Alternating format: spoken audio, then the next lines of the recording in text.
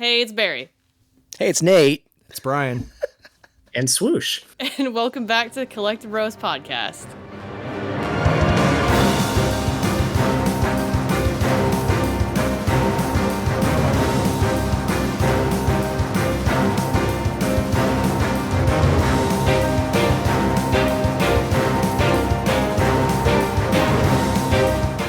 On today's episode is a special Super Nintendo console. What did I call them last time? Console special. Console special. Special console special. We're going to go over everything Super Nintendo. Games, memories, history, just really the whole experience of it. And today we have our first, I would say, fellow creator guest, SwooshBear. Hello. Hello. Welcome, Swoosh. Welcome to the podcast. We talk to him a lot on Discord, and it's really cool that you get to join us. So, thank you so much. Plug your channel. Yeah, thanks for having me. Yeah. As far as plug yourself. Sure. I am Swoosh or SwooshBear on YouTube, TikTok, a lot of places online. It's SwooshXBear is the name of my channel. I do retro game, video game reviews, some modern stuff as well. A lot of collection-focused things because I've been game collecting about as long as the bros have been. So kind of have some similar upbringings we might dive into today. I think so too. And we'll definitely, we will put the link in the show notes with everything else. We'll make sure if you guys want to go to his channel, check out, subscribe, it's going to be right there in the notes. Easy to find. Or you could join us on the Discord and all of us will be there. Yeah, me too. That being said, we are on all social media. If you enjoy what you hear, at Collecti-Bros Pod. We are now on YouTube. So same deal, Collecti-Bros Podcast. And then Discord as well. We encourage you to check out Swoosh on YouTube. What's the most recent video that you've put out? My most recent video was a video showcasing one of our largest retro game markets in the North Carolina region where I am. We have a pretty large retro game community, and I did a video showing our largest market that we organize every year that had 80 different plus game vendors and live music and food trucks and cosplay contests and the whole 9 yards. And it was a real treat. And I got a lot of fun pickups. So the community here is awesome. I like to showcase that when I can. I'm currently working on a review of these X-Men games on the Sega Genesis. Nice. So it's currently in the pipeline right now. Okay. Nice. You guys look very excited about that. Yeah. Two of my favorite things in the world. Yeah, you're right. Sometimes they don't always mix very well, but I guess we'll see when that video comes out. That's what I love about this community, though. We get to meet people like you, man, and you're cool enough to sit here and do this with us. We're fans of the channel, so it's great to have you on, man. Thank you. Yeah, and likewise, you guys occupy my car space when I'm driving to and from work, so excellent. Kind of surreal to be here. Nice. I don't want to be the last voice you ever hear if you crash, bro. It's that meme where it's I go get into a car crash when I turn on the good stuff when they find me. It's me going, hey, it's me. Naturally, it'll be me because I just blabble on the most. It's an honor. It's an honor. So before we get into the Super Nintendo special, we're gonna go over plays and pickups. I'll open the floor. Does anybody want to start? Mine's going to be short and sweet because Okay. I blew my load the last month or so, and I don't have shit recently. As far as pickups, I did get a couple things. I had to be cool and envious like Barry, so I picked up a copy of Seaman complete in the box. Brian wants to be me so bad. Yeah. But it does have the fuzzy attachment for the microphone, so that's exciting because, it's worth $100 alone or something like that. When I went Just over to kidding. your place last week, it was disgusting. Oh, it's nasty, but it's in there. It's complete. But that's definitely going to be a future episode since we have 2 copies of Seaman. The only other thing of interest or note that I picked up, I found a PAL copy of Rise of the Argonauts on 360 randomly. So I had an NTSC copy. It's different cover art. That's the only reason why I give a shit. When you have a big collection, you run out of stuff. That's the kind of stuff you have to go after to keep yourself entertained. The only other thing I want to point out that I picked up that's not an actual video game, but video game related, I finally found some of the Jones Soda Fallout for the Amazon show. Been looking everywhere for it. Just stumbled across it at the grocery store, and I picked up a couple bottles of that. It tastes okay. It's all right. It's not my favorite, but cool to find. What flavor is it? Hard to describe. I would say somewhere between, it's sweet like strawberry, but it's crisp like a watermelon, but I don't think it's strawberry or watermelon. It tastes kind of fruit punchy. Okay. Yeah, I bought some Quantum recently, but I'm too afraid to open it and try it because it already looks radioactive. right. I think when I think Jones did that high potion elixir or whatever for the Final Fantasy one, and I ended up buying two because I was like, I'm gonna have one for the shelf and I'm gonna push through trying it, and I think it was just like orange cream soda. It was good. I like that one. I usually there we really go. like Jones soda, but this was just, I don't know. It was all right. I'm glad to have it though. Like I love stupid shit on the shelf that collects dust, so it's right up my alley. I also love food. As far as playing, I was gonna mention the amount of Spider-Man waffles that I found in your garage. yeah, bro. Yeah. I have Cloud Strife cup noodles on my shelf still. Yeah. So. There you yeah. go. Yeah, it's stupid crossover stuff like that. It's just fun to collect, man. I haven't been playing a ton of things differently. I finished up pretty much everything with one of my characters in Fallout 76. They just released a big expansion that actually expands the map, so I started playing that. But really, that's kind of it, man. I've kind of fell back on games. Obviously, podcast games. I'm not going to go into those so I have something to talk about for the podcast. But uneventful for me this month. What about you, Nader Barry? Yeah, I'll jump in. Got some pickups thankfully today with Barry. I wasn't gonna have anything, but Yeah, sick invite. hey, man. Oh yeah, I got Yeah, Rapella's you left fishing that one Look, out, you brother, turd. come on now. Nate got me a Rapella's Fishing Frenzy on the Wii with like the actual fishing rod controller. And obviously, I'm a huge fishing game guy, so I didn't have this one. That was very thoughtful. Thank you, Nate. That was my like, oh shit, we didn't invite Brian. I got to get him something so he doesn't kill us. But yeah, so two of the games I picked up recently, it's like, how do I not have these already? Like, I lean Genesis in my life, so it's like, I didn't have a copy of Golden Axe 1, so I was like, what the fuck? So I picked that up today, and it's like the first printing one in the black box. And then like another one of my favorite franchises from that era, I don't have Ghouls and Ghosts. So I was like, how do I not own this game? And I looked, I really have Ghosts and Goblins in like every other version except for the Genesis one. So I was like, well, that's coming home with me. So, two games are super common, but like they're staples in a Genesis collection that you should have. The other thing I picked up of note, I found a Batman Arkham Asylum Collector's Edition on 360. It's a big display, like Batarang case, and it was complete for right at $30, I think. So, picked that up today. As far as playing, I'm going to plug my favorite sports team here really quick. Boston Celtics just won the NBA championship, so I have a love-hate relationship with it's an abusive relationship with 2K, but I was like, I haven't played you in a while, and I fell down that rabbit hole again pretty bad. So I've been playing 2K a little bit. I'm sorry. I know. I hate myself for it too. MLB The Show I'm always playing still. We all recently played No Man's Sky together for a little bit. It's a completely different game than the last time I saw it. I watched Brian play it when it came out. I was like, I have no fucking interest in this game. Had a blast when we played it for a little bit last week. Definitely want to keep playing that one and dive into it and like truly explore that world. It's a pretty fun little game now. It's not little. I shouldn't call it game little. There's nothing little about that game, but I'll be continuing to play No Man's Sky, and then I keep saying it for months. I promise I'm playing fucking Final Fantasy Rebirth tonight. I literally told my wife, I was like, leave me alone. I gotta play this game tonight. So I am starting that tonight. So finally, but yeah, that's it for me. I guess I'll go. I also hear this blue jay just screaming I was in the gonna ask, is there an background, eagle dude. somewhere? No, What it's is a that? blue jay. I don't know if Swoosh can hear it. I can hear a little bit of it. Yeah, A he's little. just loud, bro. screaming. As far as playing, I wanted to give No Man's Sky a shot again because I heard from the community they like it a lot more, and I'm sold. I love playing it. I get to pop in, work on my base a little bit, mine some stuff. The expedition mode was really cool, and I don't think it's intended for someone who's never played the game to play expedition. What it essentially does is it starts you in a new game on the same planet as everyone else, and you have to go through milestones and phases. So like phase 1, you've got like 8 milestones you have to hit. It's like scan this many animals, collect this, collect that, just like little kind of things to do in the game. And then once you finish the phase, you go on a route to the next like rendezvous point, and everyone goes to the same rendezvous point. And then once you get to the end of it, it basically gives you like cosmetics and currency to use for like fancier items in the game. You get a ship at the end. But it's almost like their version of a season.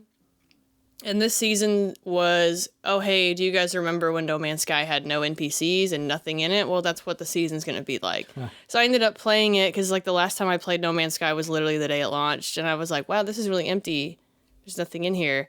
And then I played the expedition mode, and I said, wow, this is just what it feels like when I first played it. But actual, like, crafting mechanics and other things to do than just scan things and shoot your lasers. So I really like that mode. It helped me learn the game because you progress really fast compared to, like, a normal mode. So I enjoyed it. I just get to pop in and do whatever. I started Ys 4 just a smidge, but I haven't really put much time into it. It's Ys 4, to make it brief, they released 2 different versions in Japan. What they did is they basically licensed it out to do for 2 different companies and said, hey, both of you guys make the game, we'll pick which one we'll release, and they ended up releasing both of them, and they're both slightly different stories, so no one's like, what's the canonical Ys 4? That's actual Ys 4, yeah. Yeah, so I think it's Memories of Celceta for the Vita is what I'm playing, and that's like a complete remake of it, and now it's the definitive like version of Ys 4, and they use the 3D engine of Ys 7. Oh, okay. So it's not two-dimensional like the one we played previously, like 3. It is all in 3D. It's a very different game. I didn't realize how complicated the Ys series is. Oh, it's a There's rabbit hole. 2 games, both called Ys 4. Mm-hmm. I don't even remember exactly how they morphed. They kind of morphed both of them into this remake, and then was like, okay, this is what the story is going to be like. This is the 4th game now. Some bubble So bobble strange. bullshit. Yeah, and we never and we never got an Ys 4 release in the US or the West until this one. So like this has always, I guess, been our definitive version, unless you've played the other copies. But Not confusing at all. yeah, not confusing at all. So as far as pickups, I was going to talk about some other stuff. Like I got the Baldur's Gate 3, physical edition, but like that's like chump change at this point. Yeah. And for me to say that's kind of crazy. But Nate and I went to a store that we wanted to go to about 2 weeks ago, and then I'm like, sorry guys, I gotta work a lot of overtime because you're gonna pay me buku money to sit at a desk, which they did, which is awesome. So we went to the store specifically because I've been looking for Naruto Broken Bond on 360. It's the only 360 game left that I want. That's it. I'm done. It's the only game, and I thought they had it. So we went there today, and I was looking for it, and I walk in the door, and Nate's like, bro, look, it's a Steel Battalion. So I bought a Steel Battalion today. Yeah, well, we've all got one now. Yeah. About gave my partner a heart attack when I got home. But it's got the box. It's clean. It's got the manuals. It's got the big manual. And it is a blue button. And Nate and I spent all day trying to find any sales data about blue button Steel Battalion, which you said is the reprint, the reissue. It's the second one, yeah. It's a smaller release than the first one even. I want to say, if I remember correctly, it's around 1,200 units. So the original ones had green buttons you push, and this one has blue buttons you push. And I want a blue button just because I like blue better. Like, that's the only reason.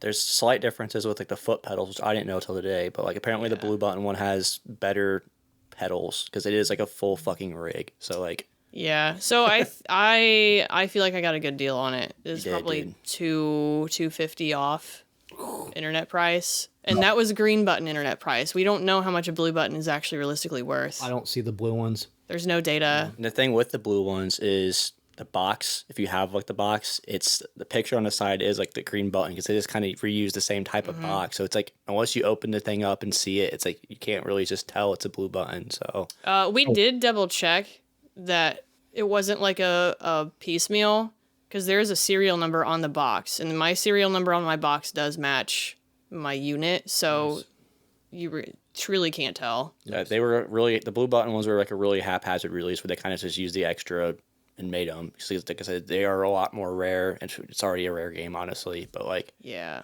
quite a find, especially for that price, bro. Yeah, so That's crazy. That wasn't expected today, that but was a lot of money. I can't buy anything for a Bro, long it's worth time. it. You have a mech. I know. We finally get to play Steel Battalion all together. I'm excited. Future episode, spoiler. Yeah. So that's it for me. What about you, Swoosh? Yeah, so I have mostly just been playing, and I just finished Paper Mario Thousand Year Door, the Switch remake. Okay. Which is already one of my favorite games ever, one of my favorite RPGs, but I also have not played the original in like 14 or 15 years. That's one that's on my list. It's amazing. I played Super Mario RPG remake last year, and then in preparation for this one, earlier in the year I played the original Paper Mario, so I'm going to kind of keep going with that series. And just finishing Thousand Year Door, it's still an amazing game. The quality of life changes are really good on the Switch. The game looks great. I had no issues with playing it because it's obviously a game that uses a lot of like button timings, and I believe the Switch one runs at like 30 FPS. And I think there were some concerns there, but like it to me runs fantastic. It's still an awesome game with so many different ways to do it, and it's still hilarious. So I had a great time with it. Did you primarily play it handheld or docked? I primarily played it docked, but I did play some handheld, and it ran great for me on both. Nice.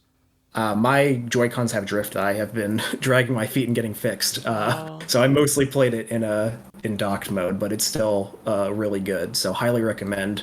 It might be one of the best RPGs on the Switch. Wow. Nice. Which is I think is there's a a huge lot of statement, but RPGs I on there agree. now, yeah. I love Thousand Year Door is one of the best. It's like a top 5 RPG for me personally, and it's just like if you don't want to spend the $100+ price tag that Complete in Box GameCube version has, this is a great way if you've just never played it or want to re-experience it. That would be really interesting for an episode. I'm embarrassed to admit it's a game I bought when I first started getting GameCube, and like I've had the game for years. I've never fucking played it, bro. Like I'm embarrassed to admit that. I got it sitting down there. It's like not even mine, but I'm like, I could play this. So I'd be curious of like, you know, the GameCube one is still expensive. That's me. I'm sorry. I'm just fidgeting. The GameCube one is still like crazy expensive. No, I was kind of surprised. So I'd be curious to like compare like truly in depth. Hey, is it still worth buying the GameCube one?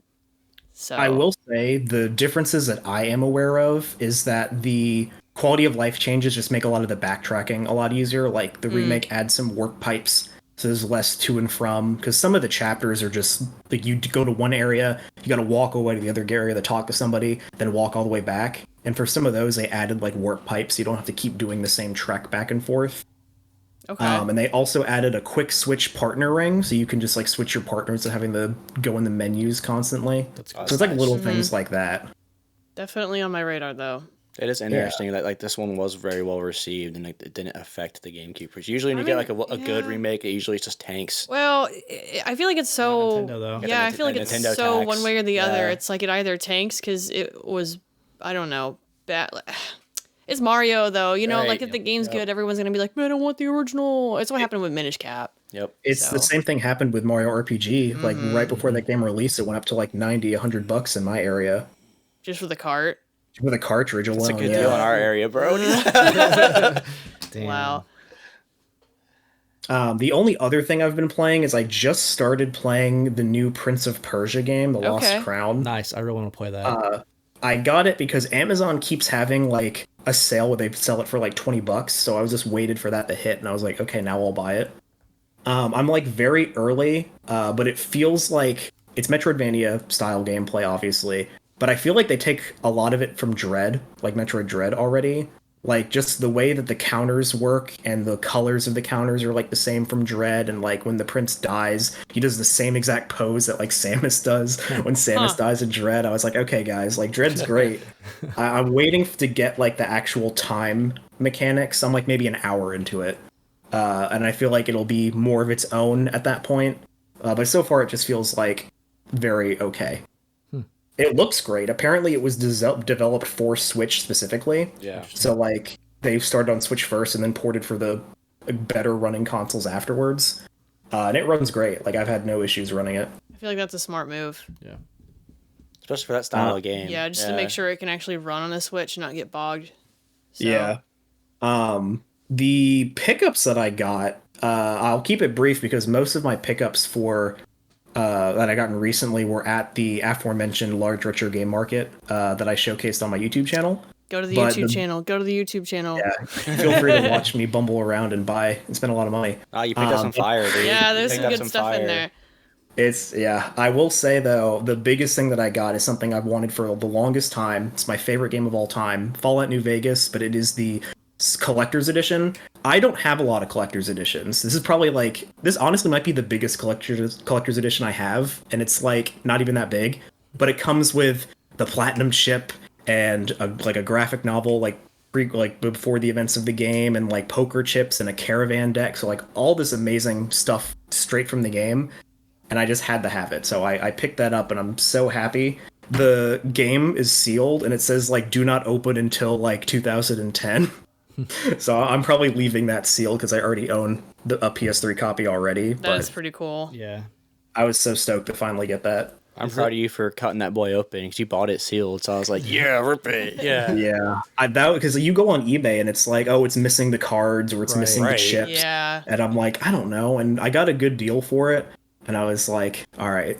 Is that the one? this Is that is the one with the mine. coin? Yeah. Isn't it Yep, always like it has missing the coin too? Yep. Yeah. Yeah, platinum chip, and it has poker chips for all of the casinos in the game. It's a really nice collector's edition. Like, is it worth it? Swoosh edition? Yes, that one is so worth it. It's yeah. a really good set.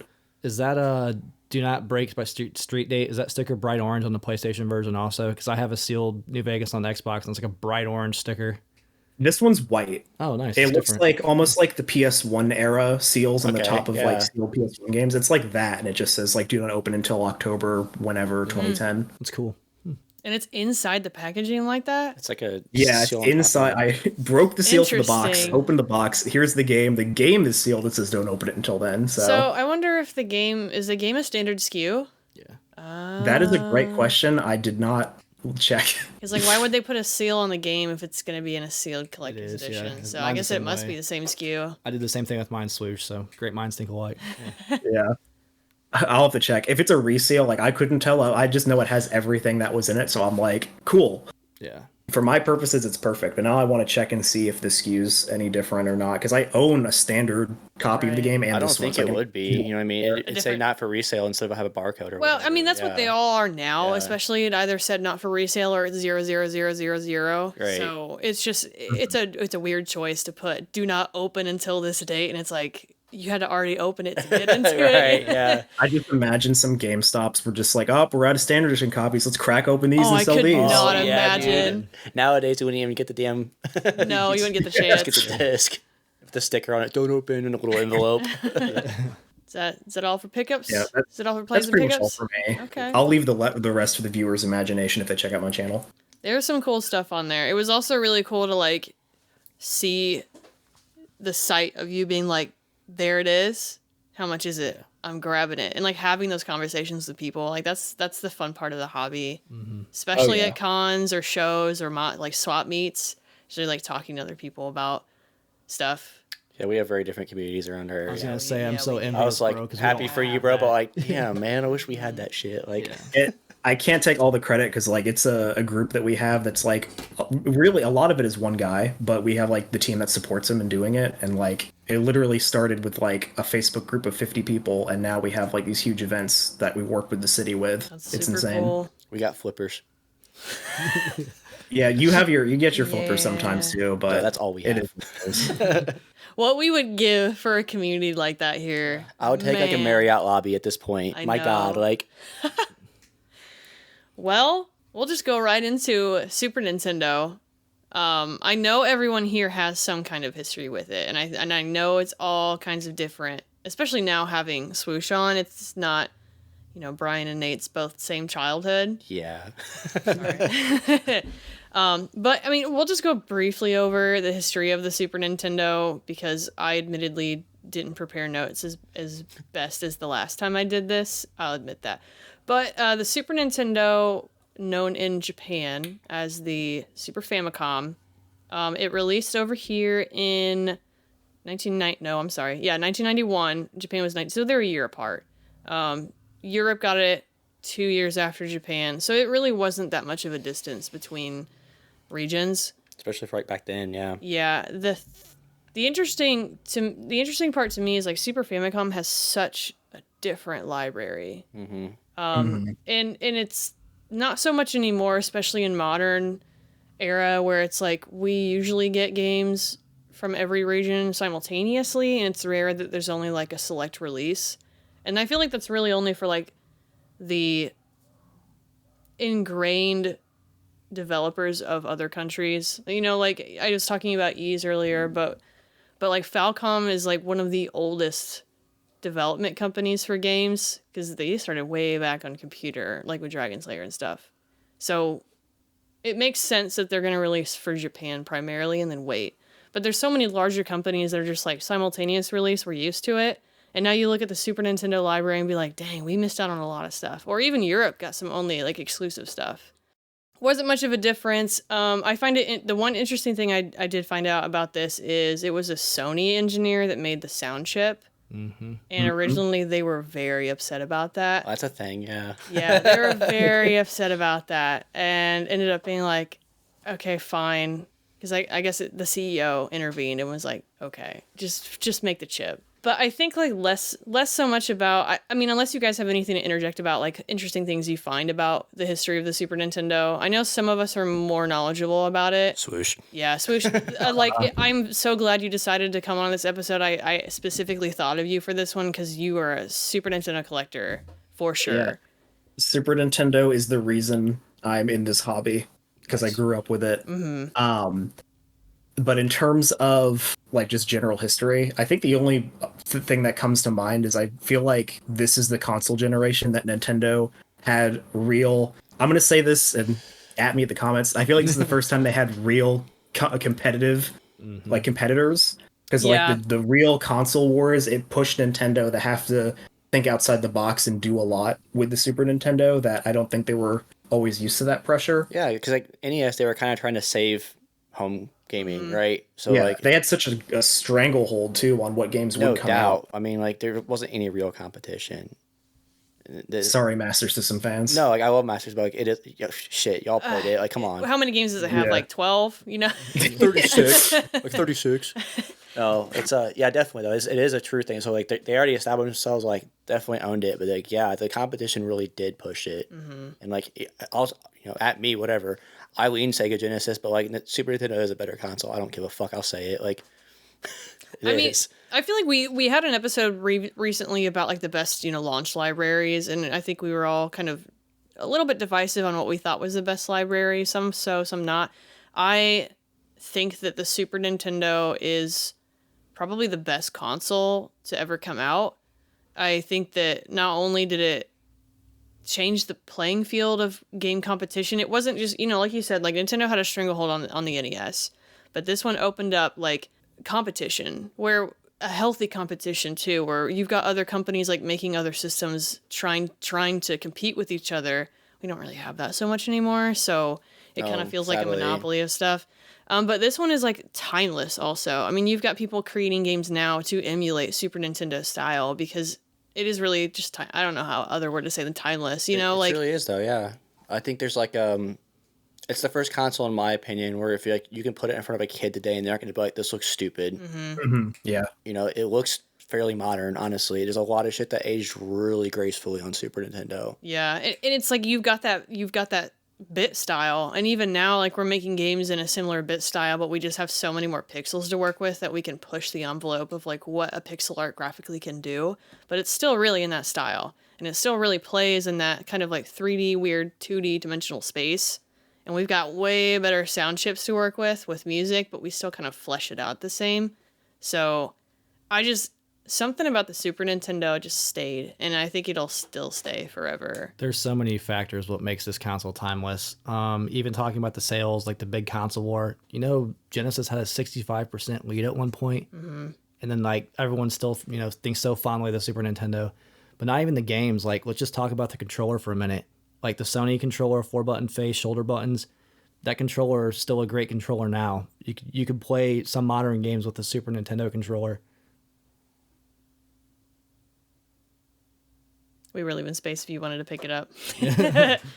yeah. You even see people that still make PC controllers that are like Super Nintendo. Like even on my Switch, I have a Super Nintendo style controller for when I play like Mega Man or other like 2D or games invoking Super Nintendo on it. Cause I think it's one of the best controllers ever. It's kind of a simple controller, but I feel like a lot of other controllers kind of do or try to do what it does, you know? Oh yeah, there's small things too, like the buttons being rounded, so like if you're playing a fighting game, it's easy to do the roll off of it. And as far as like a 16-bit pad, it's comfortable. Like if you hold an NES controller for more than 20 minutes, you're like, fuck this. It's you got that corner like stabbing into you. Yeah. The Super Nintendo controller is rounded. It's comfortable. Like I think the PlayStation controller kind of expanded with the grips to make it a little more natural. But for a 16-bit pad, I don't think there's one better, quite frankly. For any type of game. I mean, this controller works well with every game made for it. Like control's never an issue on a Super Nintendo game unless it's, you know, something inherently with software. Yeah, I'd agree with that. as far as like everyone's experience, I don't know. I think everybody here grew up with a Super Nintendo. I think more so than not. I'm probably the least familiar with it. Where, Really? yeah, like we had a Super Nintendo, but like See, we didn't. We had an uncle that had one. Yeah, our uncle had one. That's what we used to play. Hours of Mario Kart. But you guys played hours of Mario Kart. Yeah. I watched my dad play Mortal Kombat, and I watched my mom play Zelda. And so, like, I never really played... Look, okay, I know I've talked about this before, but my dad played Mortal Kombat, and I was obsessed with Sub-Zero. But I was, I don't know, at the time, like 3 years old. I was really young. And so, Mortal Kombat... When I watch it, I want him to play Sub-Zero, but I didn't know how to play. I don't know how to say Sub-Zero. I called him Ripple Diddle. I can't explain to you where it came from, but that's like my Super Nintendo experience. And when I was old enough to start playing games, like I got the Game Boy and then it was the PlayStation. So I completely missed like playing the Super Nintendo as a kid. I was exposed to it as like watching my parents play it, but I never really got that playing experience. So it's a little less of like a primary collectible console for me to go for compared to someone who has so much more history with it. Yeah, my history with the console is that it was actually my cousins who they are much older than me, so they just left it at my house. So me and my sister would play hours of Mario Kart. And we would also do like Super Mario World, and we had Mega Man X and a bunch of the other like certified classics. Not all of them, but like Donkey Kong Country, and a couple others. And we also had like bad games like the Terminator game. But anyway, so we had that game. And then that was like the console that really got me to play games. I had like hands-on experience with it. It was like before the PlayStation was a thing. I was a Super Nintendo to PlayStation kid and just stayed with Sony from there. I got back to Nintendo very late in my adolescence, but Super Nintendo was always like the console that was mine. And there was one moment when I was like in middle school that my cousin came back and was like, hey, I want my console back. So he took it back. And I remember I knew when he was coming, and I was like, okay. So I took Mario Kart, Mario World, and Donkey Kong Country and hid them in my room. And like, okay, here's all your games. No. You said swoosh. Yeah, so and then for, like way later when I was about to start high school, I got back in the retro gaming and really started with collecting. With one of my friends was like, hey, I have a Super Nintendo, do you want it? That's and I was like, oh yes, I want it, because mine's gone. So that's cool. That's awesome. But yeah, I just also like the idea of us growing up playing Mario Kart for hours, and then meanwhile Barry's watching like Mortal Kombat at age 3. I'm watching Ripple Diddle, I guess. Like I don't know. I know we also had a copy of Top Gear. I don't remember. Oh, that's a good one. I think I might have tried playing Top Gear, but like I couldn't give a care about racing games. But it was just like one of the games we had, and I was dog shit at Mortal Kombat, so I was like, I guess I tried Top Gear. So I feel like Top Gear is another one that everybody had a copy of Top Gear. Yeah, our experience with it, like, so our uncle had it. So like when we go over to hang out with him and our grandma, like it was like, fuck yeah, Super Nintendo time, dude. 'Cause we didn't have one, you know. So we had like an Atari at home. So it was like, I want to go play this fucking Super Nintendo. Like, fuck this Atari. Like, as soon as we saw it, we were like, this is so much better. Like, you guys don't understand. This thing's like mythical to us. So it's like, you know, we were over there a lot. Like, our grandma basically helped raise us. So like, it was fucking bitchy when we got to go to their house, because it's like me and Brian be sitting there getting ready in the morning, like playing Mario Kart, like going outside and playing some basketball just so we can get back in and play some fucking Mario Kart. Out the day. Like, yeah, dude. That's so funny. Like, I think that the big two for us, like Brian, you can interject if I'm missing something, but like Mario Kart and Super Mario World were the ones that got us like into Super Nintendo, because like, especially like, you know, if you're jumping from Atari 2600 to a fucking, it was unreal, dude. It was like, there's no fucking way video games are like this, dude. This is fucking crazy. Our parents suck. They're lying to us. Like, so like, yeah, it was definitely like, you know, I have fond memories of summers of going over there and, you know, and getting in fights because we were dumb little kids. Like, oh, you beat me, and punching you. And remember that? Remember playing Maximum Carnage was another one we used to play. Which obviously I'm a huge Spider-Man fan now, but I've literally been my whole life. So like that was. You gotta think the only other Spider-Man game I played before this was the shitty one on PC on DOS where you turn into a skeleton. It's just called Spider-Man. I think we did a TikTok with it. It's horrible. Yeah, I think it's in a video somewhere. It's so to see like Spider-Man and Venom. Yeah. Yeah. Especially during like 90s Spider-Man, dude. That was like a huge run, and it's like you're getting it on a game. It was unreal, dude. Like, it was. I have very fond memories of playing that with you. Like, It's funny though, because even like later in life, when I got back into retro gaming, the girl I was with at the time, she wanted PS2 stuff, and I was like, "Well, Super Nintendo's cheap at the time. This was a long time ago, clearly." And I was like, I went heavy picking up Super Nintendo stuff because like it still holds up. You know, she was playing PS2, and I was like, "Well, these are like cheaper, and you can pick up more games than just 2 or 3." So that's how I really got back into it, and that's kind of when I fell in love with the console. Yeah, I grew up with it, but I found many of the games that I truly love now later in life. Yeah, I think a lot of things on Super Nintendo, like you mentioned Maximum Carnage. I also had that game growing up. Nice. I think that game is what like how I learned like what Carnage and like Venom, who they were. And like same with the Ninja Turtles. Like I love Turtles now, and I think Turtles in Time is like what introduced me to that IP. Like there's so much on Super Nintendo that I think was like a basis for a lot of the like series and game series that I still like today, because like, a lot of them had their starts or was an introduction to them for me just from growing up and playing them. No doubt. There's a lot of like Power Rangers. I remember like as a little kid going to Cookie Cutters to get my hair cut and being like, I want to sit in I want to sit in a chair with fucking Power Rangers, so like buzz my hair off when we play Power Rangers. Man. Yeah, dude. So a lot of like licensed games that I remember playing, and it was like shit I was already into as a little kid, and clearly I'm still a little kid. I'm just happen to be 34, but like still into Power Rangers, still into Spider-Man. Still in a shave in your head. Yeah. Still going to Cookie Sometimes. Cutters. Hey man, if there was a barber that had a Super Nintendo hooked up, I would still go. Just saying. There's literally a ball Cookie Cutters pit, dude. across Come the on, street from my come house, on. bro. There's literally Cookie Next to the Cutters ball next to me. pit. Next to the ball pit nowadays would be shit in there, but literally. But yeah, dude, Super Nintendo is like, it's funny though, because like, yeah, I've just been I just recently got a console Super Nintendo thanks to Barry. Like, I I was got it like, for free and I gave it to you. dude, so like I have a lot of consoles. I have a like lot of consoles. I have a display where I have like 3 floating shelves kind of on the wall. Bro, it's like 5. Oh no, you're right, it's 5. Yeah, I'm tripping. I hope you hung though. There's a lot more than 3. Yeah, I have tons of like Pong consoles through, and I'm like, I don't have a fucking Super Nintendo. I was like, oh yeah, you should use your Retron. I'm like, damn, I really don't own a Super. I have a box. Like, what the fuck? And Barry just gave me one. So it's funny. I think it was last year. So I just got a Super Nintendo again, like fairly recently, which is hilarious. But like, still play it and stuff because like Retron or whatever. But like, so I actually don't have a whole lot of experience with Super Nintendo. I do in a weird way, but I don't feel like I'm as knowledgeable as I should be with it, because it's like I said, when I got back into retro gaming, I leaned Genesis, but like Super Nintendo's a banger, dude, no doubt, and it's one I wish I had more shit for, honestly. But Brian and I were collecting at different times and different consoles. I was going heavy after Genesis, and it's like I really should have picked Super Nintendo because goddamn, that shit's expensive now. Yeah. And while you're on the topic of collecting for Super Nintendo, the console itself, there are some differences in the console. That's why it's kind of fun to collect the actual consoles too. There's a ton of box variants. Yeah, if I find it, I found like this crazy mega thread in a forum somewhere where this guy got help from some other collectors and like tried to make a full every single variant of all of the Super Nintendo boxes, like mini included.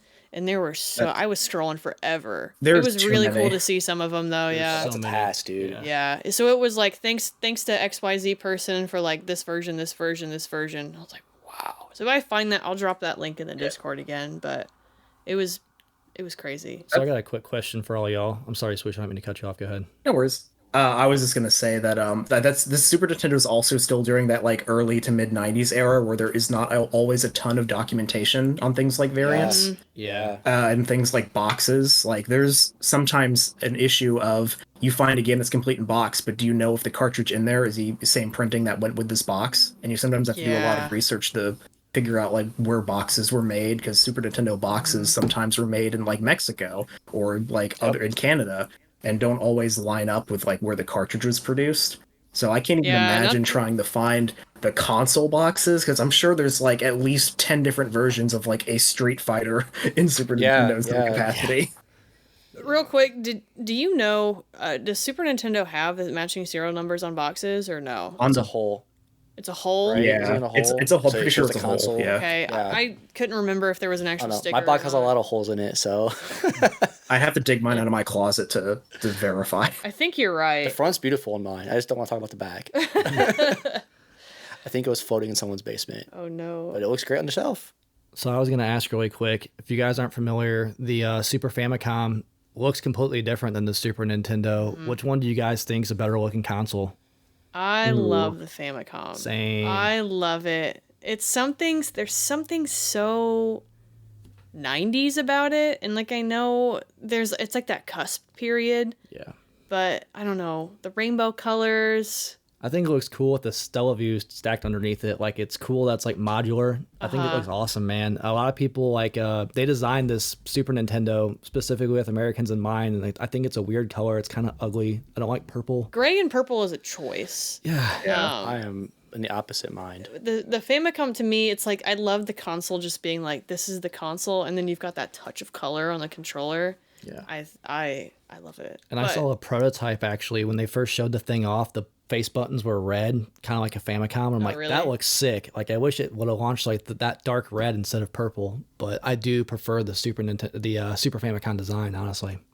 I think for me, it's the Super Famicom is kind of a little bit more foreign for me because I just have so much connection with the original, or rather, the American sense. Super Nintendo. Even just like the power and eject buttons just feels so good on the. Dude. I think they feel like the sliders, Super Nintendo feels so much better. I don't know. I'm with you, Swoosh. I'm with you, dude. I think I agree. It feels better. Like there's nothing like popping a cartridge out with that eject button. That shit's still fun, dude. I think it's super dope. Like kicked off like the purple because GameCube standard colors like purple. Nintendo had like an unofficial color for a while. Game Boy Advance too. Game Boy Advance, yeah. yeah. The indigo color. I never thought about that either. It's like the unofficial Nintendo color because everyone thinks like Mario Red, but it's like nah, man, it's purple. Like name another purple console. It's not Nintendo. It's not. I don't know. I think it's cool because it's definitely like unique, dude. Hannah Montana PSP. Excuse you. I think it's pink, bruh. Do you guys know about one chips or Super Nintendos? I know a little bit, exist. but it gets complicated, right? Because got no sometimes clue. the shells don't match the innards. Like It's pretty much complicated. Go ahead and explain that for the audience and the uneducated, Swoosh. Yeah, so on the topic of consoles specifically and tech and variants, the way I understand it is that some, and I believe this might just be a North American thing, North American Super Nintendos went over a couple different revisions, and the inside has like specific chips for their graphics. And I am not a tech person, so bear with me. But as time goes on, with not the SNES Junior, but the regular North American SNES, they eventually consolidated some of their processing chips to one chip instead of two. And these one-chip SNESs are more sought after for the very, we'll just say, determined Super Nintendo owners because you get a very slight graphical increase. So it's one of those things that if you like, I got a look gut for mine it, now. Yeah, you have to first look at the serial number on the back. But exactly to your prior point, that's not always a guarantee that it is a 1 or a 2 chip. You have to physically open your Super Nintendo and look at the chip and say, yep, there's only one, to see if you have a quote-unquote better Super Nintendo. I just think it's really out there and funny. Like, with modern display solutions and retro tinks and all that, I think it's really negligible of a difference. But some people go like crazy for them. Well, there's also some people that say the one chips, like it's a sharper image, but it's a brighter image too, so it throws off some games. Like people say Contra 3 looks like shit on the one chip because it's so much brighter. I don't know. Like you're saying, there's so many ways to make the visuals look at the way they're supposed to, even on modern TVs now. But it is a fun thing if you're collecting, if you want one of every kind of console or whatever. It's something to pay attention to for sure. Even the Juniors, you briefly touched on that. I don't think the Junior is necessarily an attractive console, but it is so foreign looking compared to the normal Super Nintendo. Yeah, it's fun. There's a Reddit post that's actually curious. It's from 5 years ago. Someone put an image of a one chip versus a 2 chip and was like, you can clearly see the smearing in the 2 chip, which is really interesting. But it's like one of those. It's a preference, man.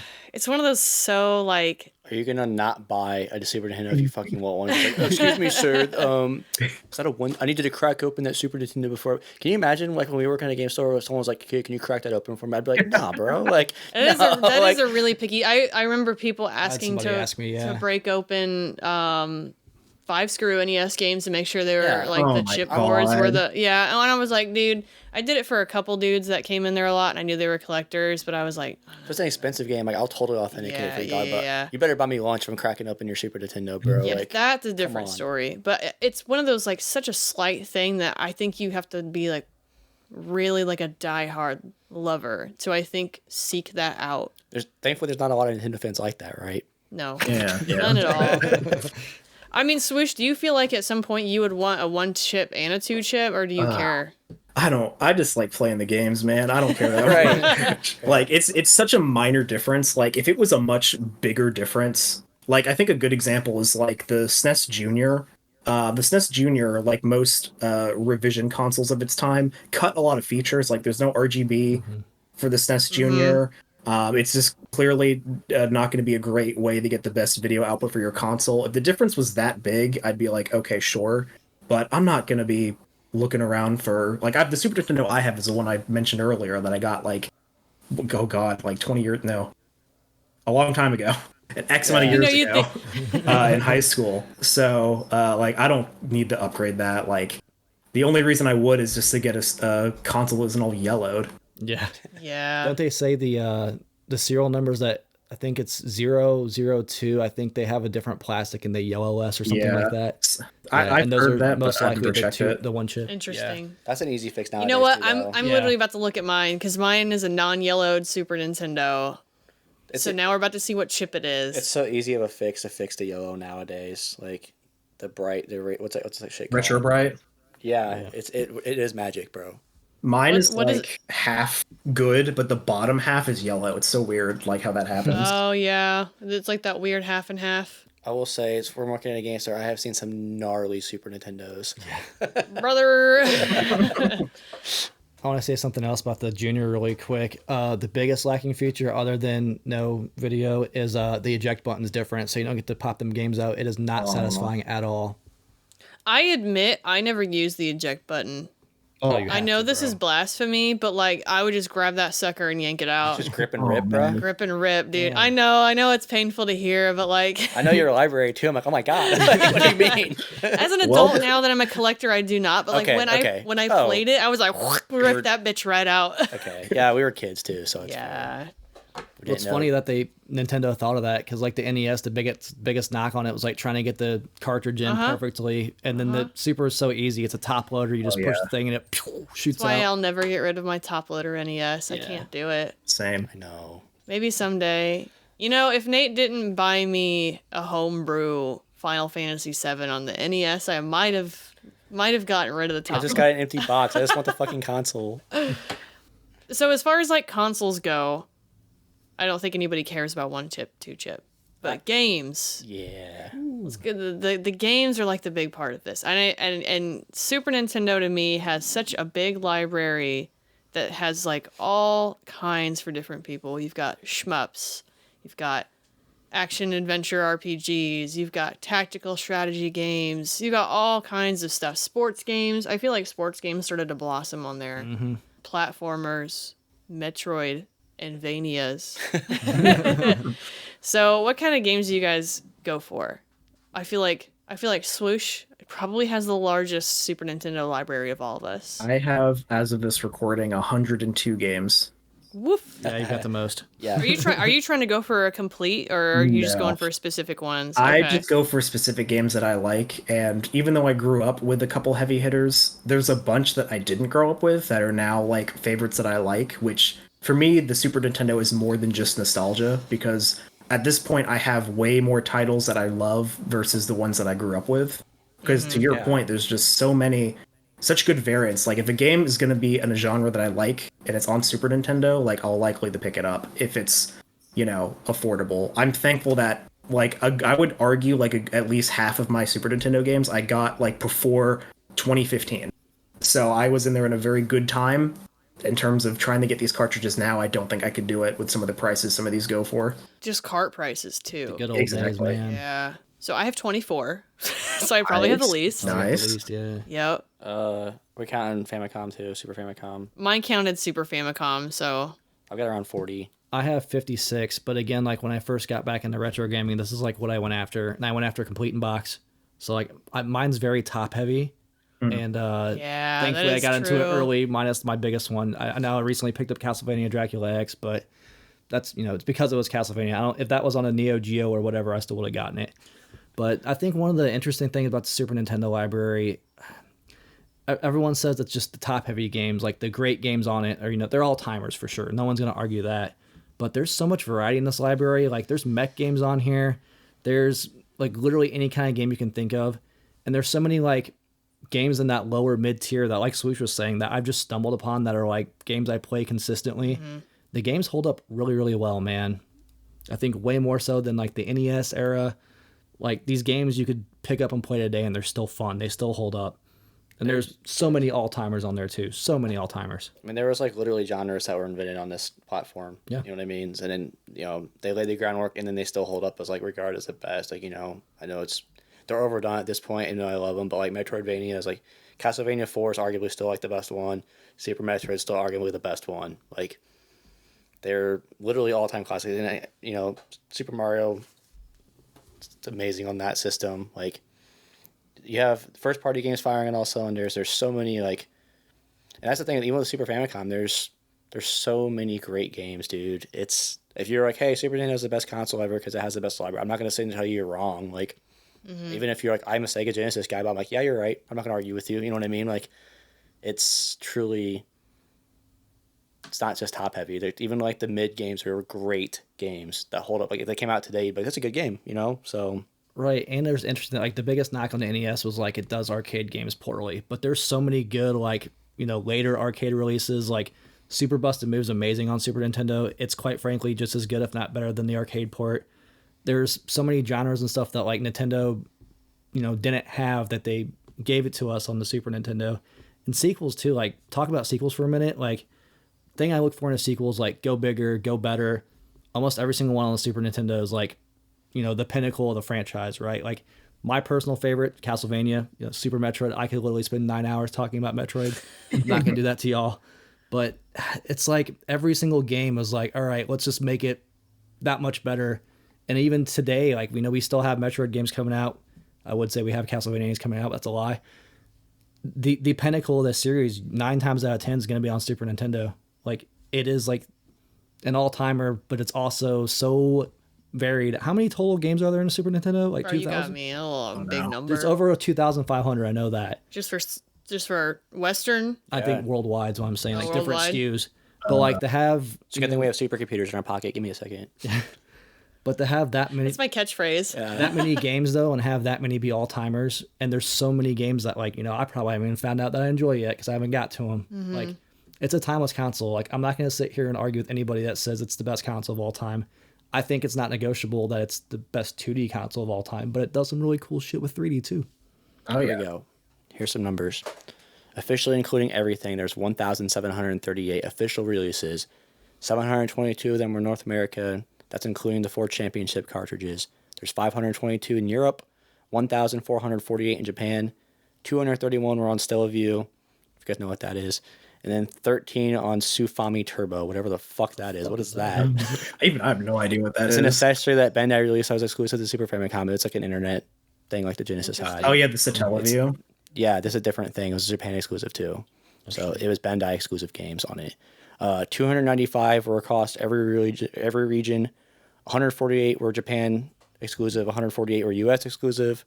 So 165 that went to Europe and US. 28 for Japan and Europe only. 978 Japanese exclusives. That's fucking insane. 111 US exclusives, and there's 34 European exclusives.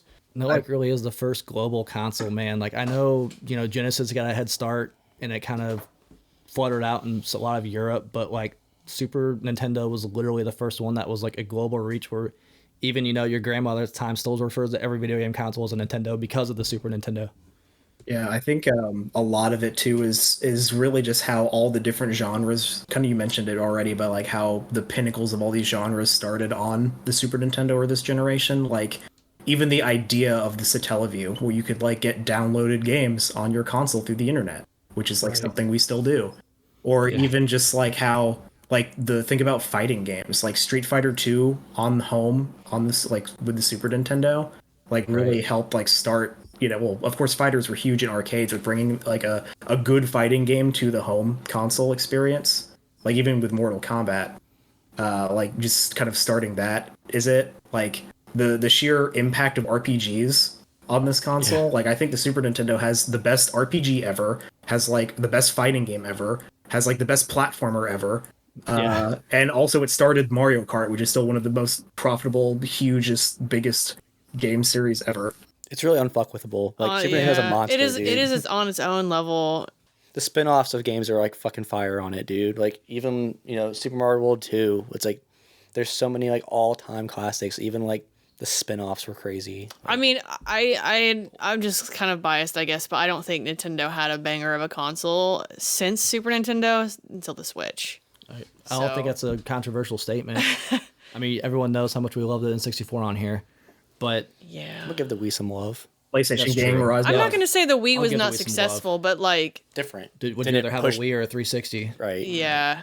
But yeah, no, Super Nintendo, it's timeless. Even Nintendo, makes stuff now with the Super Nintendo. We had the Mini come out. There's always like mugs and shit you can find. Like, it's literally lightning in the bottle, and it's impossible to replicate, I think. Like, it's the most timeless console. I want to know, what are your favorite titles? What games do you think are worth picking up? And then maybe what are some games that you're currently searching for? Hidden gems, if you will. We don't say hidden gems. We call them diamonds in the rough. All right.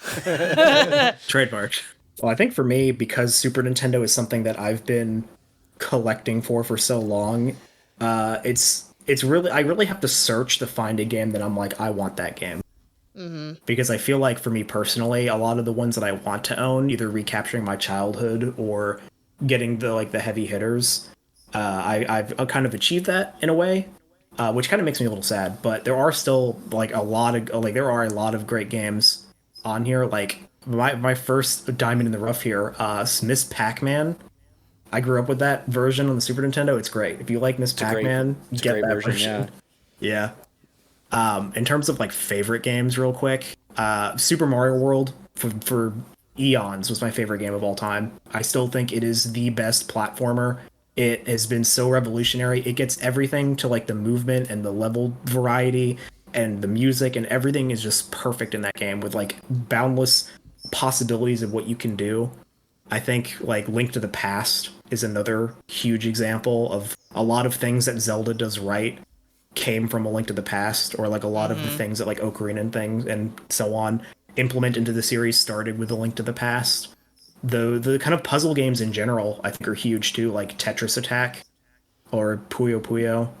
Nate loves Tetris Attack. Tetris Attack's on my list. So Yeah. That's another. I think that's a certified. People don't think about it. I know, dude. It's I such a good actually one. have never played that until we were talking about, what games we might bring up for this podcast, and I ended up getting some game footage for it, and I was like, I had to do a double take. I was like, what? Yoshi is in this? Yeah, it's Yoshi's a not on the Nintendo game. cover. People don't know about it. But I was like, oh, this game is actually kind of interesting in a way, or it took me a second to get used to what it was, but It's a great game.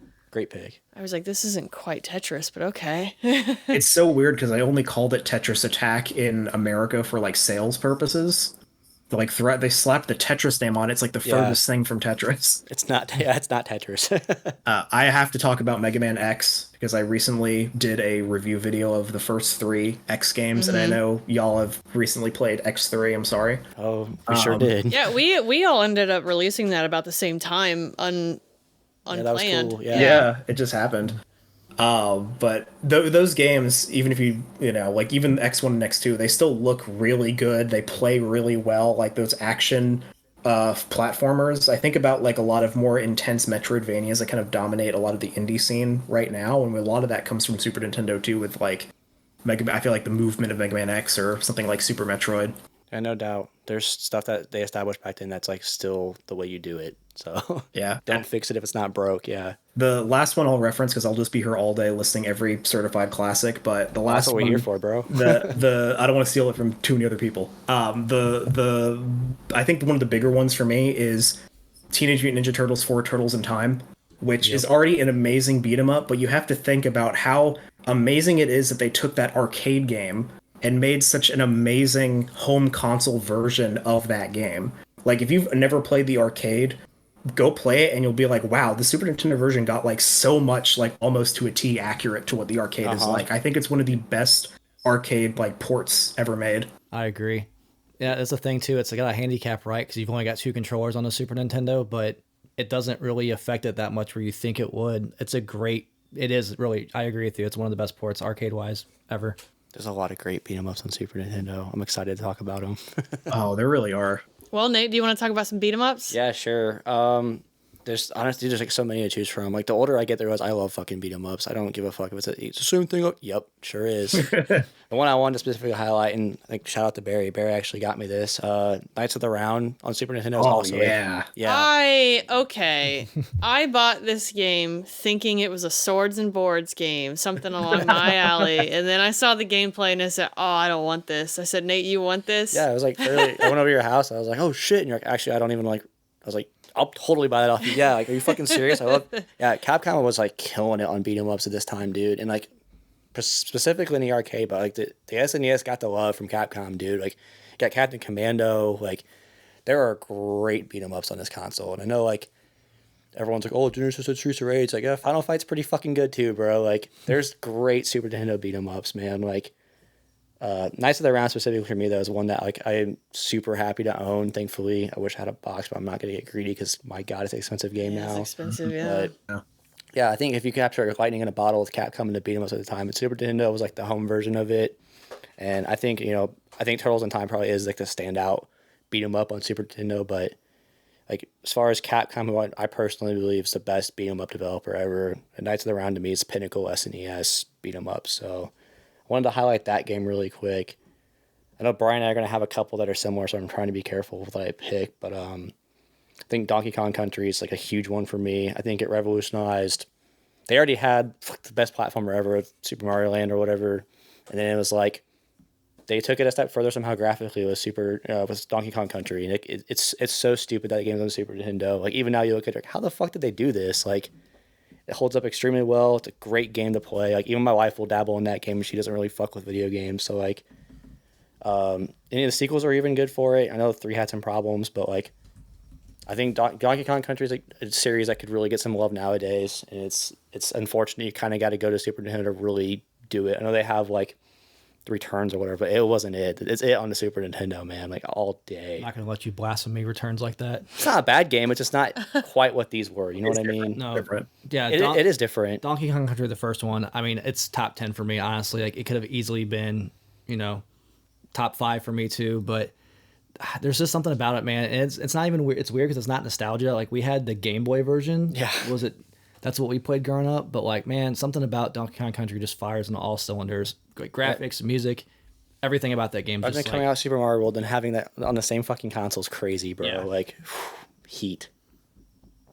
And then let's see what else. Fucking real quick, I don't know if I wanted to briefly just talk about how the Super Nintendo is also a very early console to do 3D. Yeah. And also a lot of the 3D games, even though they're very early, still hold up very well today, like F-Zero or Pilot Wings, or even just like the Mode 7 effects that this has in like Super Mario World or Contra 3. Like this console dabbles a lot in 3D tech, but knows that it's still early, so it does it tastefully. I think there's very few examples of 3D not working so hot. Like, I think there's far more like good examples than bad examples. Yeah. Yeah. Was Star Fox on the Super Nintendo? Uh-huh. Correct. Yeah. That's the thing. It's like there's some crazy graphics on this console, dude. I like thought it was, but then some weird version of me was like, was I imagining that in like a Twilight Zone, and it wasn't actually, and it was a fabled like unreleased game. Okay. Might be thinking of Star Fox 2. Yeah, maybe that's on the Mini. Oh, okay. Which like I'll give a little special shout out. If you guys ever played it on the Mini, it's pretty fucking cool little experience, honestly. Like, 'cause I know that was like a really popular ROM for a long time because it never came out, and then like they unofficially officially released it on the Super Nintendo Mini, which is super dope. Like, I'm not a huge Star Fox fan, but I have like a huge appreciation for Star Fox because of like what it did for graphics and even gameplay and stuff. Like, it's a technical marvel for sure. Star Fox 2 is the only reproduction cart that I own in my entire collection. Because I got it a long time ago, and I'm really curious if it's different than the version they put on the Super Nintendo Classic. As far as I'm like, I've only played like back when I emulated it before. It was like I never thought Nintendo would put it out. It was like a pretty complete build. This one's not done either, as far as I'm aware, on Super Nintendo Mini. It's not like 100% complete. Mm-hmm. So there is like missing assets and stuff, but the fact that he even did that's super cool. I'll shout out one more game really quick. Brian's gonna probably talk about. I'm hoping so. If not, I'll have to go back. But wait a minute. You can pick whatever, because I could go about Super Metroid for the rest of the pod. I know, like, so it's not, in my opinion, there's not a weak console for shooters, but there is a lot more slowdown on the side-scrolling shooters and stuff on Super Nintendo than. But like, I want to give UN Squadron a shout out. It's a game I accidentally kind of stumbled upon. There was a store that they fucked up the pricing on it, and I got it for like dumbass cheap. And I was like, oh, you know, I'm a casual at shooters. I know they're expensive, but like, man, it's a great game. As far as like shoot 'em up, side-scrolling shooters on Super Nintendo, it's the one to me. And it's weird because like all of them are super stylized and stuff, but this game's like, it's like real airplanes that we would use back then. So it's like not in space. You're not fighting aliens and shit, but like, man, it's a badass little game, and like there's hardly any slowdown on it. It's going for like an, in quotations, realistic look, and it does a great job of like feeling, you know, it's like if Top Gun on NES was good. So like I love UN Squadron. I'm gonna give that game a special shout out. It's a standout on a genre that's considered a weaker link to the Super Nintendo, but like if anyone has any interest in that type of game, like UN Squadron is one to peep for sure. And we touched on Tetris Attack already, but like I got to give so much special love to Tetris Attack. It's got a fond place in my heart. It's a game I actually bought on my honeymoon. So like my wife talked it up all the time, and it was like, I was in your neck of the woods, Swoosh, and, went to a game store over there, and I saw it complete in box. Like, I got to come home with this. So I was like, hey, like, I know I shouldn't be game hunting on the honeymoon, but I was like, I got Tetris Attack, so you won't be mad. And like, it's actually a game I play with my wife. So she grew up with a Super Nintendo even. So Nice. Tetris Attack's a great game, man. Spit over to Brian. Yeah, a couple of games I want to shout out. I mean, obviously everybody's heard of these, but I can't go into detail enough, like how great some of my favorite franchises of all time. I love Castlevania. It's literally probably what I have the most memorabilia from. But Castlevania 4, man, there's something about it where it's the most accessible version of the game. It's basically a remake of the first game, but there's things that this game does that the rest in the series don't, like the directional attacks, the crazy 3D effects, and the Mode 7 shit in the background. It still looks wild today, even. Like, they made the classic Castlevania style game on the 3DS, and it doesn't look as good as Super Castlevania 4. I think it and F-Zero are like the standouts for Mode 7 to me. Like, Yeah, it's insane looking, but even like the risk they would take with franchises like Dracula X, you know, it's kind of the black sheep of the franchise, but just looking at it and being like, hey, you know, the TurboGrafx had a CD, it was more powerful than the Super Nintendo, but there's assets that look on par with the TurboGrafx version, you know, Rondo of that game. Super Nintendo's, it's always just punching above its weight constantly. If you think of things like even Wolfenstein, Doom, they got it to run on a Super Nintendo cartridge. Yeah, it's not the best version of it, but they got to run, man. Like, it's a crazy feat. There's first person shooters on this console, bro. Like, how wild is that? Like, there's literally every genre, and it always punches above its weight. But I already brought it up 8 times, I think. But Super Metroid, man, like, what a game. I think it's still the pinnacle of the series. I think it's, you know, the best game on the Super Nintendo. Just everything we go over, is it worth an episode? Like, it's got some of the best atmospheric sound. It's got, you know, classic music. The graphics are crazy on it. Like, some of the pixel art is just beautiful, and it's just, the sprites are huge sometimes. Like, I could literally gush about this game for the rest of my existence. It still holds up today. Like, everybody needs to play this game. It's truly a masterpiece, and I don't throw that word around a lot, but it's truly one of the only games for me that gets a 10 out of 10. Like, I'm super happy to own it and the player's choice. Like, I love Metroid. I think it's like the most unique Nintendo property. There's nothing else they do like it. And it's, you know, it sparked the whole genre. Like, it's literally why Castlevania even went to that kind of style. There's so many things where software side where Nintendo does things like you said earlier, Nate, they're still doing now, and you can thank this console for it. As far as games that I'm looking for the console, there's a couple. Obviously I'm a huge id Software fan. I don't have the Wolfenstein port for this console. I really actually want do. It stumbled into my collection. It's interesting. I know it's not the best, but again, Well, no, it is special though, because it's so edited. Like, it's a completely different game than the one you know, because like they don't have any of the symbolism and shit in it. So it's like, even like Hitler, he doesn't have his mustache and shit, bro. So like they don't want you thinking it's Hitler. So like it's a very interesting version. Yeah, but just because I'm an id Software guy, I really want that. That being said, Super 3D Noah's Ark, if you know the story behind that, basically id was not happy how they handled was it Wolfenstein port? Yeah, it's because they censored the shit out of it. Yeah, so they basically gave this wisdom tree the code for Wolfenstein's like make a Bible game that plays like Wolfenstein. Go ahead. So The story is really fun behind that. Is that the one where they like time travel? No, you're on Noah's Ark and gotta feed the and you feed animals. Oh, okay, One of okay. those. Wisdom tree, shout out. Also, I would love to have a copy of Sunset Riders for Super Nintendo. Like, I love arcade style games, and it's classic Konami back when they were on top. Like, I love that damn game. I've played it a million times, but I don't own it. I'd love to have a copy of it. Also, I have the remake for it, but again, I love the style of game. Wild Guns, I think it's an awesome game. It's hard, so like you got to sit there and learn to play it, but it's getting pretty pricey now. I think the cartridge is like $300, which is insane, but it's a super unique game, and again, it does crazy mode 7 stuff, and it looks wild, and the perspective is even really interesting. There's just nothing else really like it. And obviously, I already have a DS version of it, but I'd love to get a Chrono Trigger, man. Like, we did this. It's really like, it's kind of what made me appreciate RPGs, honestly. Like, I'm definitely the least familiar with the genre in this table, in this podcast. But, man, Chrono Trigger, it's another all-timer. There's so many all-timers on this console, but to sit there and have such a, this console's revered for its RPGs, and to have literally the best of all time on it also speaks volumes, man. So I'd love to get a copy of Chrono Trigger someday. So I feel like RPGs have definitely gotten the least attention, which is funny because there's so many on this, and like, well, this is one of the lauded like RPG consoles. So it's interesting to see like the combination of all of us and like how broad it is. That's this console in a nutshell, though, man. Like, I could keep going for every genre, but it's like I was saving Chrono Trigger for you, so go ahead. I mean, saving RPGs for you, bro. Let's be real. I mean, that's fair, but like that's the only thing I collect on this console. That's it. I mean, there's other consoles that I collect for that I have other genres in, but like Super Nintendo for me, okay, I lied. I have some Dragon Ball Z games on Super Famicom, but that's because they were only released on the Famicom. We didn't get Dragon Ball at all in the Super Nintendo. So, at least for me personally, I have a wish list, and everything is just expensive. Yeah, hell yeah, it is. So some standouts, obviously Chrono Trigger. Anything Square, anything Enix, and then Square Enix like had its start on the Super Nintendo and pretty much lives on until now. Especially like that's where they got their momentum. Like you got Final Fantasy to start out on NES. Well, like it really went forward with 2 and 3.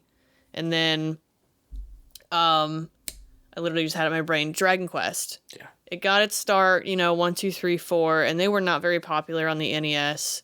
3 was on, I believe, the Famicom, and then it just kind of projectiled in Japan over on like the Super, but not here. So there's like, for me on the Super Nintendo, I have a couple that I want. And it's like a couple Ultimas. What else do I have on here? Ultima, 7th Saga. Debating on if I want Ys 3. I do want Ys 3.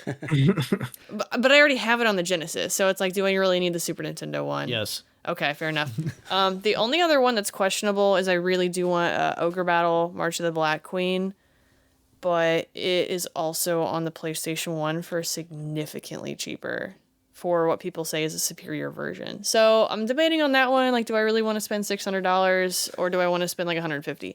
One of those kinds of Didn't things. you just get a Steel Battalion? Oh, okay. What else? What other console is Steel Battalion on, Brian? So my focus actually has been more Famicom because there's a very large RPG library that we never got. I mean, great example is like basically the first Shin Megami games are on Super Famicom, and I want that. Ys 5 never got released outside of Japan. It's on the Super Famicom. So there's some like decent titles. Bahamut Lagoon is one that I have. It was actually the first Super Famicom game that I bought. And I found out that it was a Square Enix game that never came out over here. And I was like, wait, it's got a scenario writer from this game. I think it's got some people that worked on, who like made, or at least worked on Final Fantasy VI specifically. And I was like, what is this? And then I found out that there's fan translation patches that you can essentially put on SD cards and then load them into your Retron 5 and then play fan translations on your Retron 5. And I was like, I'm sold. So I started going primarily for Super Famicom just because, like, honestly, the price is cheaper. I mean, like, you got to pay shipping from Japan, but they got nice boxes. They got better they got better box art. I'm just gonna say it. They got better box art. I have a quick question. Yeah. Is Hama doing the same thing as Lagoon here? Huh? Is it the same thing as Lagoon? No. Okay. I just didn't know what it was. Sorry. The SMT box art and for the Famicom, those box arts go hard. They're really good. yeah, They're really good box art. Yeah. And like I have Final Fantasy 2 and 3, but I want all of the Famicom and Super Famicom Final Fantasies because like The art's gorgeous. you have the Amano art on the box. I'm like, man, why? I got a Moogle on Final Fantasy 3. I was like, okay, I got a Moogle. That's fine. So I mean, like I've got some carts, and I don't collect cart only anymore. I can't do it. I'm stingy, but it's kind of helped you kind of cut down on the cost because like I want in box complete for cardboard, and it's just so expensive and hard to get. So if I buy a cart, it's harder for me to put a box and a manual together. And I've done it to some. I did it to Lagoon, I believe I did that to. Illusion of Gaia, I need a manual for still. Chrono Trigger, I had to buy a manual for separately, and that was the most money I sunk into that game. I don't know, like, I'm really looking at Famicom. I think there's a much larger library for me on the Famicom than the Super Nintendo, but there's some really good Super Nintendo games on there. Like, still, like, Secrets of Evermore, Secrets of Mana, Soul Blazer. I don't feel like a lot of people talk about Soul Blazer. Oh yeah, I was gonna bring up the Quintet trilogy at some point. I'm still waiting for Terra Enigma to come over here officially. Yeah, Terra Enigma is another one where it's always on like people's top RPGs of all time, and it's like, okay, Europe got it, we never did. Same deal though. It's like I just gotta buy that cart, but it's an expensive game for them, so it's a little more expensive for us. But Terra Enigma is one that I always hear people say one of the best ones ever made. I'm like, I want to experience that.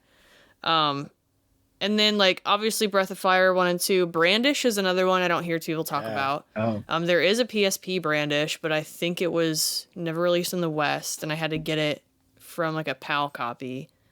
So, Lufia, I pray to God we ever get another Lufia, but we won't. It's just gonna go off and die. Paladin's Quest. So, there's a lot on there. As far as, like... like budget RPGs where it's like affordable ones, you just don't really have them anymore. Maybe it's Final Fantasy 2, maybe. Mystic Quest. Oh, yeah. I don't own Mystic Quest. Yeah, that's one where I don't have the box for it. It's a dirt cheap cart, but I mean, even like Final Fantasy 2, like the cart is not expensive. Yeah. But you get into box territory, and it's a whole other game with that stuff. Well, with most RPGs, you gotta worry about all the extra bullshit like maps and all that. Oh yeah. That's the rough part. But yeah, I'm searching specifically for more on the Super Famicom. So what are you guys like looking for when you go out? So I have a list I always update of games that I want, and over time, the Super Nintendo, I really have to kind of search or look up or find diamonds in the rough or things that you wouldn't really know of. Trademarked. Love it. I think a big one I'm looking for right now is a game called Fire Striker, if y'all are familiar with that one. Fire Striker is very interesting because it's kind of an RPG mixed with a pinball game. So you play as like a wizard that has a fireball, and you constantly are walking. It's a top-down view. You're constantly walking up, and you have like paddles that you're hitting your fireball to like defeat enemies, and it's like a fantasy setting game. So I think it's really interesting because it's like a fusion of genres. But the cartridges alone is like over $100, and I've never seen it before. But I've literally never heard of this. It was fire, dude. Yeah, these sprites are huge. Yeah, it's an insane game. Like I have to do like deep cut research to find some of these games that I want because I feel like the Super Nintendo is very popular, so a lot of the like AAA games you want to get, people already know about, are already really expensive, like Earthbound. So it's things like this that I'm looking for. I know you mentioned Lufia 2. I really need to get Lufia 2. I'm begging to find that game. We were both in the same boat. I would love to get that. Same with Breath of Fire. I recently got the GBA versions because I was like, well, I can live with this. Mm-hmm. Which I guess is an interesting talking point is like a lot of Super Nintendo games have Game Boy Advance ports. So if you want something tangible and collectible, but something like Breath of Fire 2 is too rich for your blood, just get the GBA version. You'll have worse sound, but you'll still be able to play the game. I mean, at least the sound isn't terrible if you're playing a True. headphone in. You know, the speaker is where it gets you. Yep. Yeah. Like woof. The other game that I'm looking for right now is one I actually learned about recently. It's a game called Earth Defense Force, which Hell yeah, let's Yeah, go. Earth Defense Force. so Earth Defense Defense Force is a Force popular mentioned. series, right? And there was one on Super Nintendo, and for years I just assumed it was part of that franchise, but it's Yeah. actually not. It's like a Yep. shmup. Yeah. And I had no idea until like this year, and I was like, "What? This looks sick. This is nothing that I thought it was going to be." Now I need to find this game. Yeah, it's funny, like similar for me because like me and Brian got into Earth Defense Force on 360 PS3 era, and I was like, I'm going back and getting all these games. It's the most fire shit ever made. So like, I was like, oh, it started on Super. I was like, wait, it didn't start on Super Nintendo. So I looked into the game anyways, and I'm like, this game looks awesome anyways, though I want it. So it's on my list too, man. Yeah, it's up there. That's mostly it. There's a couple more of those like Capcom fighters I want to get, or things like King of Dragons. But I would love to get things like I think Wild Guns is a huge get. I don't even have that on my want list because I Yeah. know if I see it, I'm just buying it. But Same. I can't I can't justify like I will buy Wild Guns today. You know? Exactly. I have the Switch the Reloaded to hold me over, but Yeah. yeah. Same with Ninja Warriors. I need to get the Switch version of that because I don't think I'm ever going to find a cartridge unless I really dedicate myself to do it. And that's the thing too. It's like you say you have to really dig to find games that you want, but that's the problem with this is the library is so big Oh yeah. that even if you thought you knew, you were like, oh, there's another one I've never heard of. That's kind of my thing with this system. So I don't have a ton of stuff I really want for it because every time I start looking, I find like 15 other fucking games I want, and Yeah. I'm like, God, oh, it's overwhelming. So, It is a fun. deep library to really dig through. It is fun for us too because we all actually play our games instead of just staring at them on a shelf. So like, there's so much more that we could find that we don't even know. Like if we did this episode again a year from now, our picks that we're looking for might be completely different. What did you have some, Nate? yeah. So other than like getting boxes for some, and unfortunately, like I don't have a huge Super Nintendo collection, but like thanks to Barry and Brian, really, I have like a couple pretty nice games. Like recently got Dragon View. I would really like to get a box for that. Yeah. Yeah, and it's like, I'd love to get a box for Final Fantasy 2. Then there's some shit. It's like I have a box, I don't have the fucking cart. Like I thought I had a cart. Apparently I don't have a cart for Donkey Kong Country 2 and 3. I got the boxes for $10 and I was like, and it has the manuals, and I was like, there's no fucking cart in here. I was like, I'm not mad, whatever, that's a steal. But like Demon's Crest, I just have a cart. Thanks, Barry. Contra, thanks, Brian. Just have a cart. It's like, so a couple of months I want to just like clean up my collection before I start going and getting like more shit for my shelf. But like, I don't have any of the Spider-Man games. Like Brian mentioned, we brought it up earlier. We grew up with that, so I'd like to get. I got them on Genesis, but like, I did grow up playing them on Super Nintendo, so I kind of want them on Super Nintendo. I don't have a lot of like your staples, bro. So like, yeah, don't have a fucking Super Metroid. I'm like, how the fuck do I not have this game? There's a couple where like I was going over notes like to get stuff in mind to talk about. And I'm like, I don't own this. Like, what the fuck? How do I not own this? Like, I don't have Super Metroid. I don't have fucking Mario Kart. I don't have fucking Super Mario. I'm like, how did I go this long with collecting and not having these? Like, what is this shit? So like, I need to shore up some of like the the staples, right? But as far as a little off the wall stuff, going on the Super Famicom bandwagon, I'm a huge pro wrestling fan, and there's so many great pro wrestling games we did not get over here. And I have a few of like the Fire Pro Wrestlings that were on Super Famicom, but there's tons of them. There's like 30. It's crazy, and it's all like AWA and NJW, so it's all like Japanese League Wrestling. That's like back in that era was the fucking shit too. Like we didn't get any representation here in America. So there's a really good like RPG wrestling game. It's one of the Fire Pro games. I'm not gonna be able to even attempt to pronounce it, but like it's characters they couldn't get the license for, so it's like American wrestlers that are like the bad guys, and you have to go like Ric Flair ends up killing your girlfriend. You have to go kick his ass. Like it's awesome. So like there's off the wall shit that would not have worked here. That's in like Super Fire Pro Wrestling games. I want to get some of those, and they're not fucking expensive. They're like, the shipping is the shitty part. The games are like under $20. Yeah, you can find them. Usually when I buy Famicom or Super Famicom, I'll find like a seller who's got multiple that does like Yeah, and stack them, bro. combined shipping, and I'm like, I will pay $25 in shipping for like 4 games. Okay.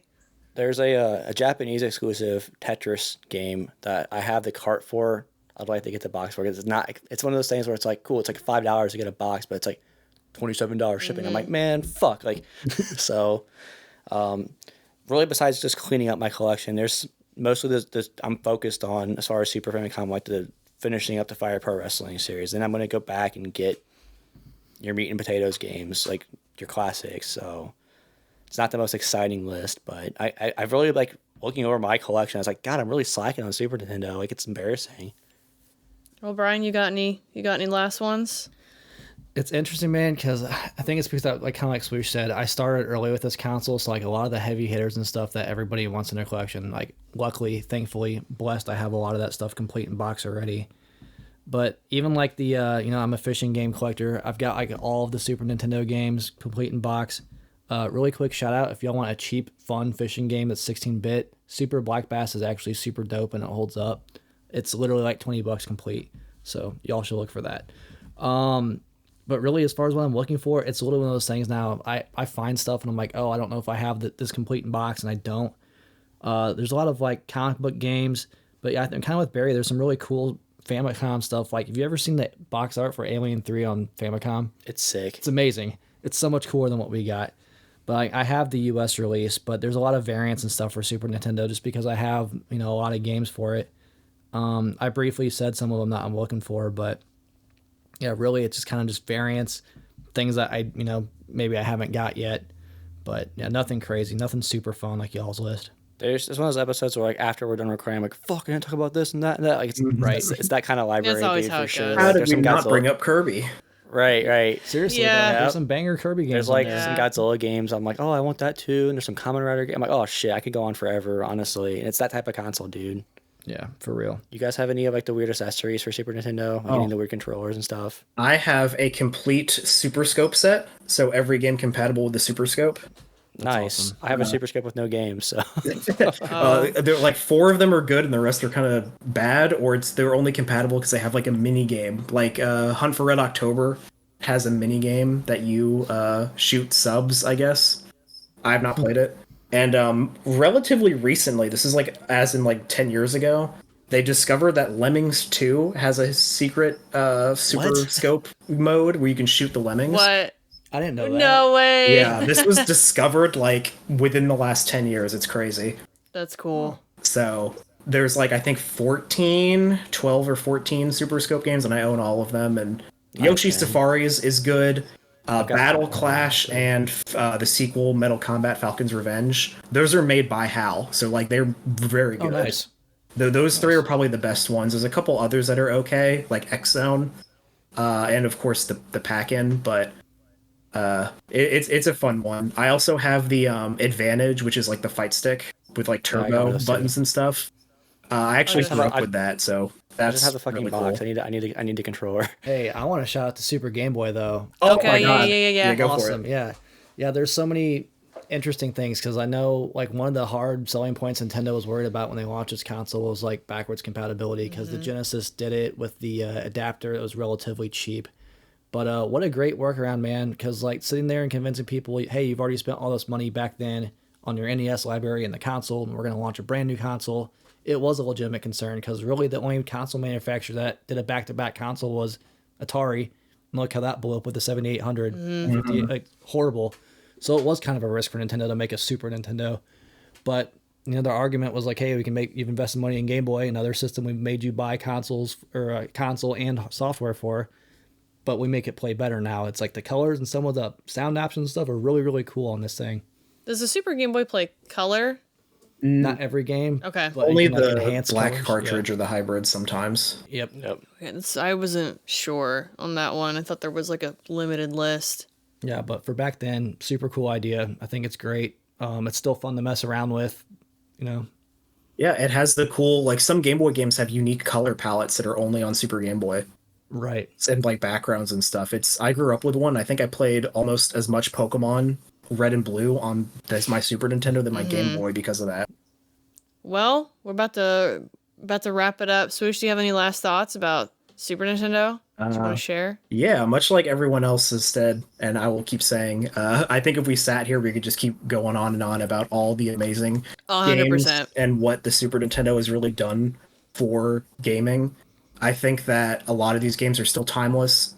I think they will be timeless for a long period of time.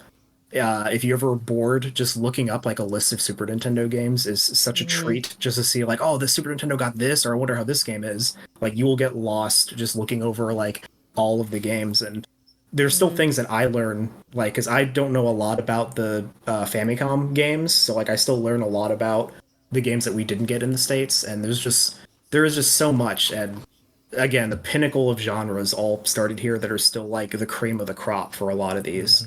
It's definitely a great console to collect. Sometimes you got to spend a little more than anticipated, but it is what it is.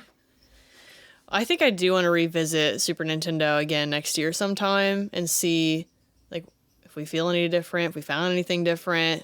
We could talk even just like a bunch, like we could probably make a whole other episode about stuff not even mentioned in this one. So you know, I think you should at least get, or it's like 44 chicken nuggets, 44. I guess want to do that with games here. Just keep listing off games. 44 chicken nuggets, 44 sandwiches, Super Turrican, yep. Actuator. Yes, I was gonna keep like listing games. Like I could do that all day. Insane amount of them. Yeah. So.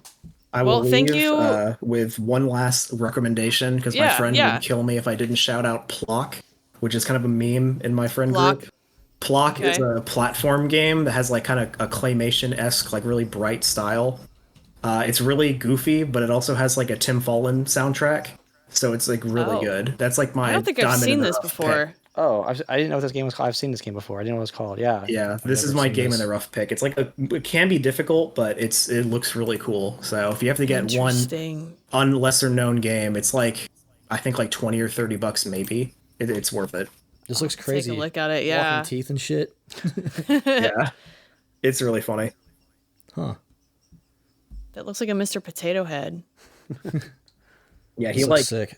He like uses his arms and legs to egg. attack, and his whole quest is that he wants to find his flag. So like you get to the end of a level and it'll be like someone's pants, and it's like that's not my flag. It's like he has like little quips. It's like kind of before like the mascot era. Huh. So it's kind of fun. I'm gonna have to look into that one. Well, thank you so much for joining us in this episode. We got to do it again. Yeah, we have to do Super Nintendo again. Oh, yeah. There's just so much. I made Barry play Contra 3 for the first time and didn't even bring it up. I feel bad. Sorry, because I know that game's hard. It's okay. I didn't use it for footage. I said I'd give up using something else. But that's it for this episode. If you've got anything that you want to talk about, Super Nintendo games you're looking for, games you like, games we didn't mention but you just want to talk about them, hit us up on the Discord. Make sure you visit Swoosh on YouTube. My brain stopped working. SwooshBear. Right. We'll put the link down in the show notes. Next episode is yours. Oh, we just did? Yes. Yeah. Nate, what's next? It's one of my childhood games. I'm really excited for it. Sorry, Barry, I know it's not your cup of tea, but pick Def Jam Fight for New York for the next Is It Worth It episode. I think it's an interesting one because of the price point, and then it's kind of on every platform at the time, so it's an interesting one because there's a lot of SKUs, and it's a game that it's not a hidden gem. Everyone kind of knows about this game if you're looking for it, so I thought it'd be a good episode for that podcast. Excellent. Super big thank you, Swoosh. Yeah. For real. Yeah, thank Sincerely, you. man. Like, for sure, y'all. Cool Thanks for having me. experience. It was a lot of fun. Nah, man, like, big fan of your channel, and it's cool to like work with other people, and it's like it's why I love this hobby, man. You can get so many new perspectives and stuff, and like it's great, man. Really enjoy your content. Keep it coming, man. Thank you. Same. I love the pod. I feel like I learn things all the time when I listen to you guys because I feel like sometimes I'm in my bubble of like Sony PlayStation or like Nintendo, and then I hear all the Xbox stuff. And I'm like, damn, I don't know anything about Xbox.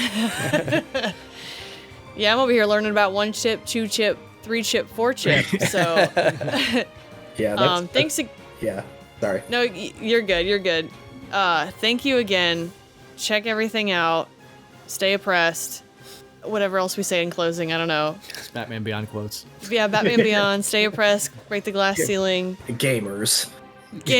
Thank you. That's what it was. Yeah. All right. Bye. Cool. Yeah. Take care. See ya.